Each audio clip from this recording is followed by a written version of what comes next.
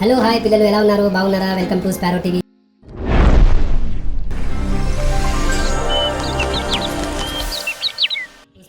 మీరు sparrow TV చూస్తున్నారు, like చేస్తున్నారు, షేర్ చేస్తున్నారు, కామెంట్ చేస్తున్నారు, నన్ను బాగా ఎంకరేజ్ చేస్తున్నారు. మీ అందరికీ చాలా చాలా చాలా థ్యాంక్స్ రా. ఇప్పుడు చెప్పబోయే కథలో ఒక ఎలుక, ఒక సింహం, ఈ రెండు ఉన్నాయిరా. ఇప్పుడు కథలోకి వెళ్ళిపోదాం, ఓకేనా? ఒకసారి గట్టిగా చెప్పండి కొట్టండి. అదొక దట్టమైన అడవి. అడవి అంటే ఎవరుంటారా? అడవిరాజు, సింహం, పక్షిరాజు, పిచ్చుక అన్నట్టు అడవిరాజు, అడవిలో సింహమే ఉంటుంది కదా. సో సింహం చాలా గర్వంగా, చాలా భయంకరంగా ఉంది. అలా వెళ్తూ వెళ్తూ వెళ్తూ వెళ్తూ ఉంటే ఆ రోజు ఎందుకో సింహానికి కావలసినటువంటి ఆహారం దొరకలేదు. సింహం చాలా ఆకలిగా ఉంది. వెళ్తుంది వెళ్తుంది వెళ్తుంది అలిసిపోయి ఓ చెట్టు కింద కూర్చుంది సింహం. అప్పుడు చెట్టు చాటు నుంచి ఒక ఎలుక వచ్చి అలా సింహం ఇంకా చూసి అలా పారిపోతుంది. మళ్ళీ వచ్చింది, మళ్ళీ నక్కి చూస్తుంది, మళ్ళీ దాక్కుంది. సింహం పంజా విసిరింది. సింహం కోపం వచ్చింది. సింహం అసలే చాలా ఆకలితోందిరా. ఏం చేయాలో అర్థం కాలేదు. పైగా అది నక్కి ఎక్కిరిస్తున్నట్టు అనిపించింది. సింహం ఒక్కసారి గాండ్రించింది. ఏ ఎలుక పిల్ల, ఏంటి నన్ను ఎక్కిరిస్తున్నావు? చంపేస్తా నిన్ను, నాకు అసలుకే ఆకలిగా ఉంది అన్నాడు. ఎలుక పిల్ల అంది, నేను ఎవరివి నువ్వు అన్నట్టు చూశాను తప్ప. సింహానికి కోపం వచ్చి ఒక్కసారిగా మళ్ళీ పంజా విసిరి తినేద్దామని చెప్పి వెంటపడింది. ఎలుక పరిగెడుతుంది, సింహం వెనక పడుతుంది. సింహానికి ఇగో హర్ట్ అయింది. సింహానికి ఇంకా కోపం వచ్చింది. అసలే ఆకలి మీద ఉంది.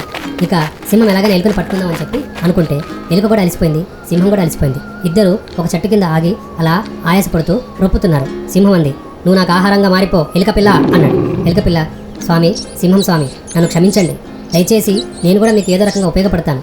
నన్ను ఆహారంగా మీరు తీసుకుంటే నా పిల్లలకి ఏం సమాధానం చెప్పాలి? నాకు ఫ్యామిలీ ఉంది కదా అంది. నువ్వు ఎమోషనల్గా నువ్వు మాట్లాడమాక అని చెప్పి సింహం ముందుకు వచ్చింది.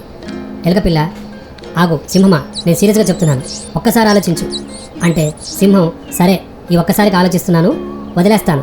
అయినా నువ్వు ఇంత పిట్ట పిల్లవి, ఇంత చిన్న ఎలుక పిల్లవి, ఓకే, నాకు ఆహారంగా సరిపోవు, సరే వదిలేస్తాను. అయినా నువ్వేంటి నాకు ఉపయోగపడేది? నేను సింహాన్ని అని చెప్పి అడవంతా అదిరిపోయినట్టుగా గట్టిగా నవ్వేశాడు సింహం. తక్కువ అంచనా చేయకండి సింహం గారు, ఎప్పుడైనా నేను మీకు ఉపయోగపడతాను. ఉంటాను మరి, థ్యాంక్స్, చాలా చాలా చాలా థ్యాంక్స్, నేను నా ఫ్యామిలీ దగ్గరికి వెళ్ళిపోతాను అని చెప్పి ఎలుక హ్యాపీగా వెళ్ళిపోయింది. సింహం వేట కోసం మళ్ళీ బయలుదేరింది. ఆ రోజు రాత్రి గడిచిపోయింది. తెల్లారేసరికి అడవిలో పెద్దగా శబ్దం వచ్చింది.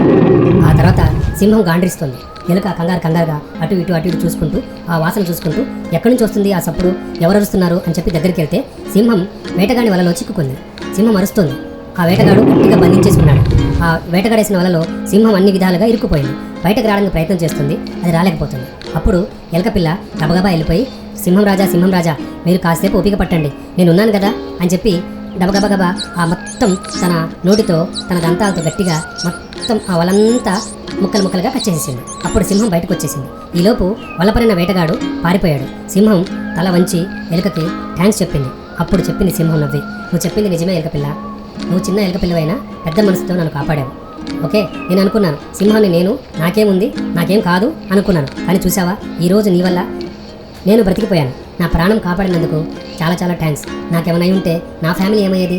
ఆ రోజు నేను వదిలిపెట్టాను కాబట్టి ఆ భగవంతుడు ఈరోజు నీ రూపంలో నన్నొచ్చి కాపాడినట్టుంది. కాబట్టి మనం ఇద్దరం ఈరోజు మంచి మిత్రులం, ఓకేనా అని చెప్పి ఇద్దరు షేక్ హ్యాండ్ ఇచ్చుకున్నారు. చూసారా పిల్లలు, అటు సింహం ఇటు ఎలుక పిల్ల ఇద్దరు ఎంత ఫ్రెండ్స్ అయ్యారో. కానీ ఇలాంటి పరిస్థితులు కూడా మన జీవితంలో వస్తుంటారా? మనం అందుకే చిన్న పిల్లలం కదా అని చెప్పి మనల్ని అండర్ ఎస్టిమేట్ చేసే వాళ్ళకి మనమేంటో టాలెంట్ అంటే ప్రూఫ్ చేయాలి. అలాగే మనం ఎవరిని ఎప్పుడు తక్కువ అంచనా వేయకూడదు. పరిస్థితులు తారుమారైతే ఎవరినైనా రక్షిస్తారు అనేది ఈ కథ యొక్క మంచి ఉద్దేశం. అర్థమైందర్రా? మళ్ళొక్కసారి మరొక మంచి ఎపిసోడ్తో మళ్ళీ మీ ముందుకు వస్తాం. అంతవరకు stay tune to sparrow TV. Take care, by by, love you all.